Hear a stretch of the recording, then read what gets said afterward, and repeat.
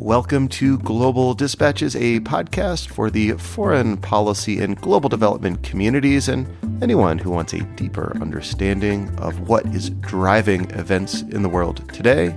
I'm your host, Mark Leon Goldberg, editor of UN Dispatch. Enjoy the show. Of all the countries that border Ukraine, Moldova is arguably the most vulnerable to Russian aggression. Since 1992, Russian troops have been present in a breakaway region of Moldova called Transnistria. This is a majority Russian-speaking region that receives considerable support from Moscow.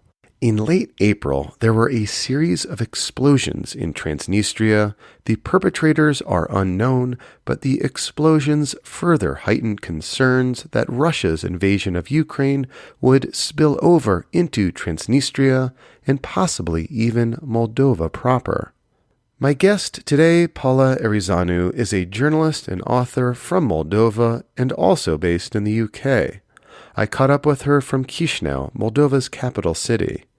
We kick off discussing the general mood of people in Chisinau as Russia targets the Ukrainian port city of Odessa, which is not far from the Moldovan border. We then discuss the history of the Transnistria conflict before having a broader conversation about how Russia's invasion of Ukraine is impacting Moldovan politics and society. This conversation, I think, is a very helpful entry point to understand the unique position that Moldova finds itself in today in the wake of Russia's invasion of Ukraine. The current government of Moldova is pro-European, seeks integration into the European Union.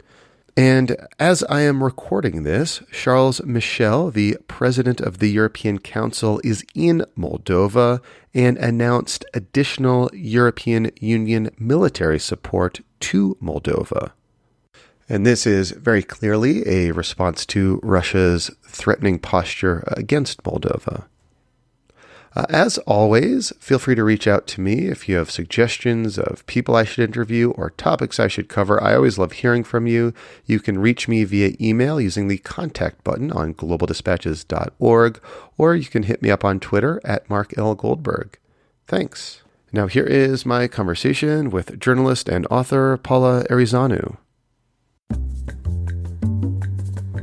I did a Vox Pop last week with people in Chisinau, strangers and friends alike, asking them how they felt about the new incidents in Transnistria. And what I found was quite a divided crowd. So about half of the people felt quite tense, and some of them even considered fleeing the country.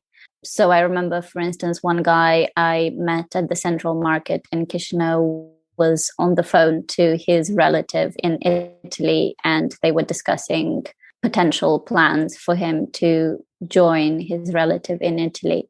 But then, on the other hand, the other half of people that I've spoken to are quite calm, and they told me that they were really panicky in the first days of Russia's invasion of Ukraine. But since then, either their kind of sense of fear has paralyzed, or they don't believe that an actual kind of full-scale invasion of Moldova by Russia is possible.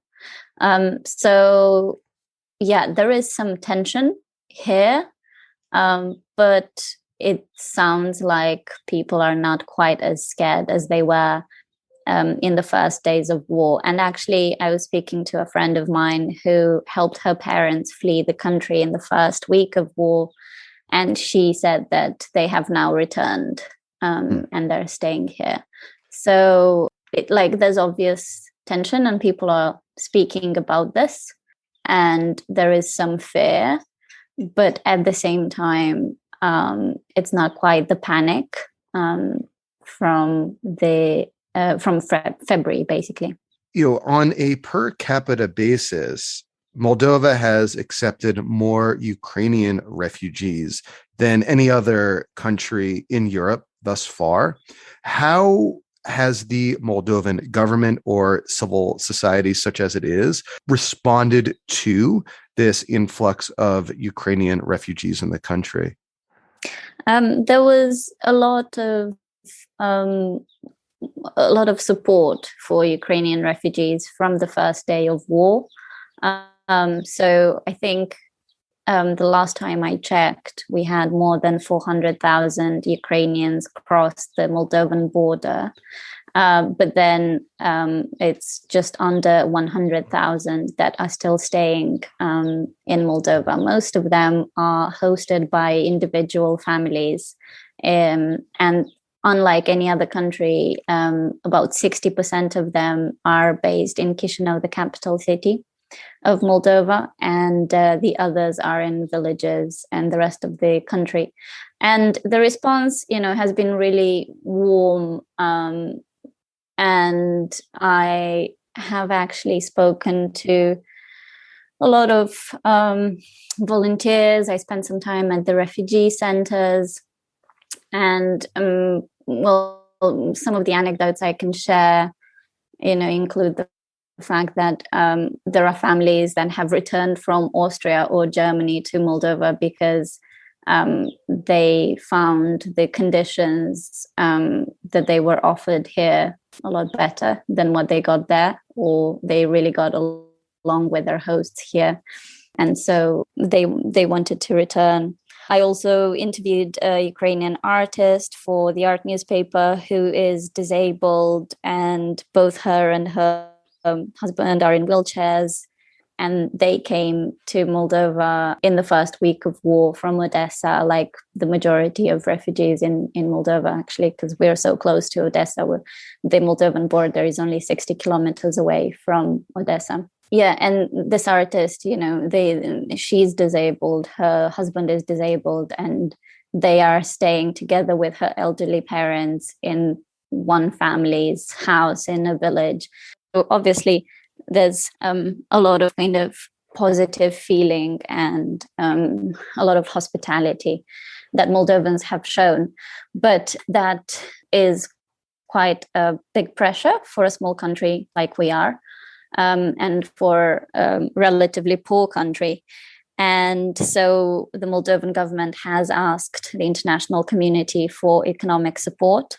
I have seen that unlike other countries in the region that border Ukraine, Moldova is receiving support of the World Food Program and other UN humanitarian agencies to a much larger degree than others, because Moldovans are relatively, more poor. Yes, and also, our economy is now under a lot of pressure because the kind of trade that we used to have with Ukraine, Belarus, and Russia before the war has now stopped or has shrunk.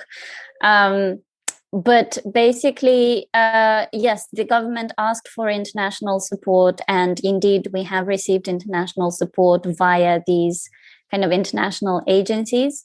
But my government sources have told me that what we are still lacking is budget support. And actually, the only country that has donated straight to the kind of government account that they opened since the beginning of war, and where like lots of Moldovan citizens have also donated to in order to help the refugee effort. The only country that donated directly to them is Switzerland. And all the others, the EU, the US, who have promised us a lot of support, have directed that money towards UN agencies, which are great on the one hand, but on the other hand, they are quite bureaucratic and quite slow. And until they kind of get their things together, it's still like civil society and the government that have to manage this refugee crisis. So earlier you referenced incidents in Transnistria. Can you just describe what those incidents were? And then we'll go back and introduce listeners to the sort of unique situation, the frozen conflict of Transnistria. But before we get there, can you explain what these recent incidents were and why they were so disconcerting for many? Yes, so the first incident was an explosion at the so-called Ministry of Security in Tiraspol, in Transnistria. Um, there was no victim there, and basically no people were in the building. But there was quite some damage to the windows and the building itself. And then, in addition to that, two antenna that transmit Russian television were damaged in Mayak, in a village in Transnistria. And then there were a few other incidents at like military objects in Transnistria. Because there were no victims in any of these incidents, a lot of people believe that they are false flags. And there are... So false flags committed by whom, against whom, for what purpose? Well, it depends on whom you ask. So Transnistria has blamed Ukrainian infiltrators, whereas Ukraine is blaming Russia for trying to destabilize things in Transnistria and Moldova. The Moldovan authorities said that their analysis showed that there were factions within Transnistria, and that different parts of the kind of regime there either want to join the war in Ukraine or refuse to do it, and they're just putting pressure on each other. Or like the pro-Russian group is putting pressure on the group that wants to stay out of this war. What theory do you think is most credible? I think it's strange that the building of the Ministry of Security was attacked in the center of Tiraspol, and this hasn't happened in 30 years. And there were no victims, and there were basically no people inside. So that seems like it must have been organized with people from Transnistria. And I don't want to put words in your mouth, but one credible theory might be that this was, the pro-Russian Transnistrian security forces firing on their own empty building in a kind of false flag operation in order to blame anti-Russian or Ukrainian forces for it. Yes, that's one theory. And yeah, I would, if that was the case, Russia would obviously be the one to blame for it, because the pressure would have come from them. And the kind of Transnistrian forces would either involve Russian agents or local kind of executors of those orders. There are also theories that these different attacks were made by different people, and that maybe, for instance, the antennae that transmit Russian propaganda could have been the Ukrainians doing. I don't know. At this stage, it's all just speculation. It does sound like Russia and its kind of supporters in Transnistria were involved in this in some way, if not in all the ways. Regardless of the provenance of these attacks, the situation, I think, underscores the unique characteristics of Transnistria today, characteristics that have only become heightened since the Russian invasion of Ukraine. Can you just briefly explain the history of that conflict? Yes, so Moldova gained independence in August 1991. In 1992, there were some provocations, basically, that started with Transnistrian forces attacking police officers in Moldova, and that escalated, and there was a kind of short but bloody conflict that lasted from March until July, and it led to more than 1,000 dead. Civilians were killed as well in the war, and the separatists were basically supported by the Kremlin, and they were joined by Crimean Cossacks as well. So that is how it all started. The Transnistrian forces won the war, basically. And so Transnistria declared independence from Moldova on the 2nd of September 1992. But the regime there is not recognized by any country in the world, including Russia. Russia does not recognize Transnistria as an independent nation. So for the past 30 years, we have had this kind of frozen conflict that is very similar to what happened in Ossetia and Abkhazia in Georgia, or Donbass and in East Ukraine. And over these past 30 years, an elite has been developing in Transnistria that is relying on kind of monopolistic laws and practices in Transnistria, but also on smuggling between Ukraine and the EU. And it's essentially like one conglomerate that controls most business activity in Transnistria today, correct? It's a few kind of people at the top, but one of the key guys is Viktor Gushan, who is an ex-KGB agent and who founded Sheriff. This is the name of the conglomerate, and they own everything from the football club that qualified in the Champions League this year to petrol stations, telephone companies, supermarkets, anything you might think of. And interestingly, he has Ukrainian citizenship as well, and property in Ukraine. So there's a lot of speculation that because of his connections to Ukraine and because of the so-called President Krasnoselski's connections to Ukraine, they don't really want to get involved in the war in Ukraine. So that's very interesting because, these are ostensibly very pro-Russian, oligarchs, I guess you could use the term, that receive support from Russia. Yet as a fallout from Russia's attack on Ukraine, even sort of the elite in Transnistria are kind of trying to keep a distance from Moscow. Is that correct?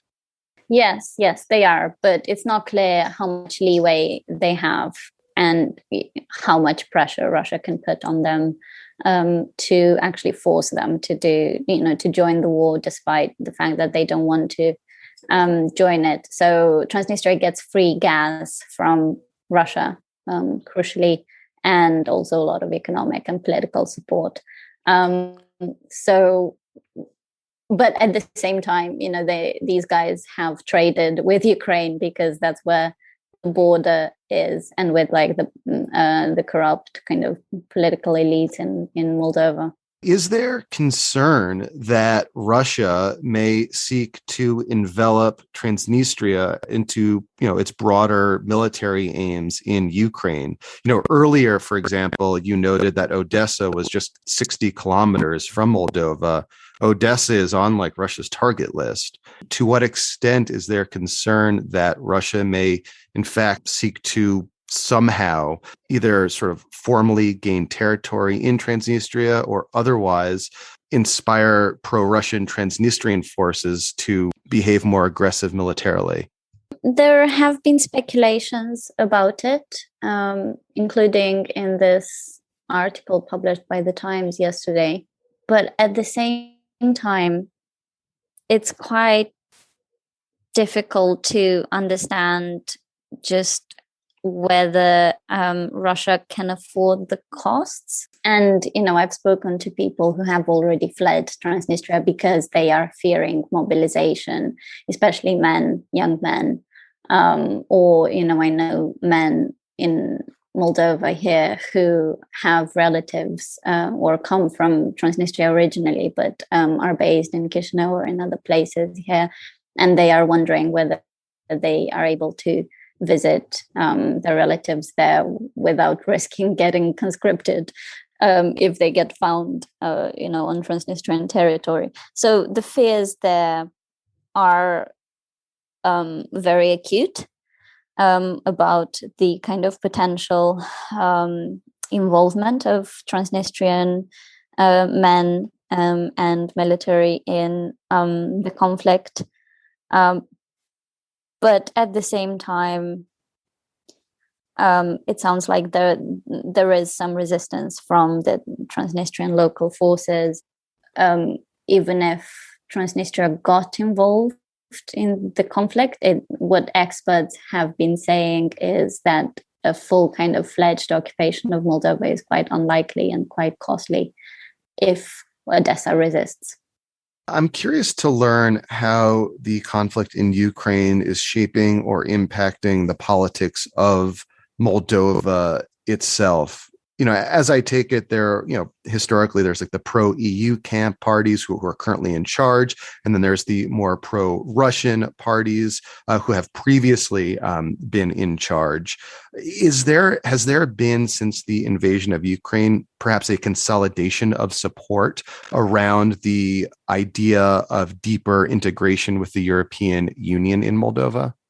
Yes, it sounds like from recent polls, it sounds like the majority of Moldovans want stronger ties with the EU and support the potential integration of Moldova in the EU. And the kind of government in Moldova is indeed pro-European, anti-corruption. That was their agenda that they came up with. But since they've been in power, they came to... so President Maya Sandu was elected more than a year ago. And then the parliament was elected last summer. So since they came to power, they have had several crises to deal with: the pandemic, the gas crisis when Russia was kind of threatening us in autumn with not supplying us with gas, basically. And now the war in Ukraine. All of these crises have put economic pressure on Moldovan society. And so the pro-Russian kind of groups and Kremlin's agents in Moldova basically are trying to use the economic effects and the inflation that citizens are feeling. They're trying to capitalize it and use it against the government. And they're organizing protests, which until now have been quite small. But at the same time, it is a worrying trend. And this pro-European government really needs international support in order to maintain a kind of economic stability for Moldova, in order to basically protect democracy and ensure a European future for Moldova. Lastly, are there any inflection points or incidents or events that you are looking towards in the future, in the next days or months even ahead, that might suggest to you how Moldova and Moldovans might experience Russia's invasion of Ukraine? There's definitely some tension around the date of the 9th of May, which is normally celebrated in Russia as Victory Day against fascism in the Second World War, but which in recent years has been used by the Kremlin to basically express support for the government by the Russian people, and also in the kind of post-Soviet space by pro-Russian groups in the region.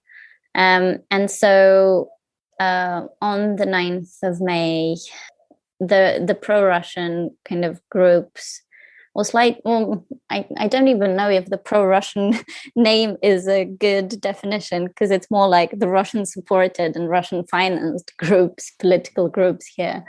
They are trying to organize events that will use banned symbols to kind of celebrate this Victory Day. The banned symbols have previously been used to commemorate the dead from the Second World War, but now Russia is using those symbols like the orange and black St. George ribbon. They're using that as a sign of support for Russia's aggression against Ukraine. So the pro-European Moldovan government banned those symbols, and these groups are trying to say that they will defy the law and still display them on the 9th of May. Meanwhile, the government announced that they will organize Moldova for Peace events on the 9th of May. So Moldova for Peace is the name of the kind of government and volunteer-led campaign that has helped Ukrainian refugees in Moldova from the first days of war. So they are trying to kind of rebrand this day, the 9th of May, into a day that commemorates the victims of the Second World War.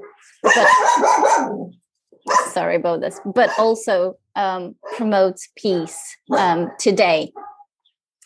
Basically the tension that people are fearing and feeling right now is that there might be clashes between these groups on the 9th of May, and that Russian agents of influence in Moldova are going to try to create violent clashes as well in order to generate a political crisis and spark more kind of instability here. Well, Paula, thank you so much for your time. This was really helpful. Thank you for your interest. All right. Thank you all for listening. Thank you to Paula for speaking with me. And of course, you heard some contributions from her 2 COVID puppies. I also have 2 COVID puppies, Eugene and Murray, but mine were asleep the whole time, thankfully. I also recommend you look for her recent articles in both the Financial Times and the Guardian, which give, I think, further texture to the conversation we just had. All right, we'll see you next time. Thanks. Bye.